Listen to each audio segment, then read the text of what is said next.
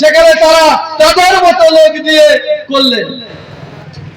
তো এই রাজ্যে এই যে মুখ্যমন্ত্রী মাননীয় মমতা ব্যানার্জি যে আছেন, তার যে দিদির ভয়েরা আছেন, তারা যে দুর্নীতি করছে, এই দুর্নীতির বিরুদ্ধে আমাদের কিন্তু রুখে দাঁড়াতে হবে। তাহলে আপনাদের আসতে হবে, বুঝতে হবে যে দেশের প্রধানমন্ত্রী সমগ্র সমস্ত দেশের জন্য সমস্ত কিছু করছেন।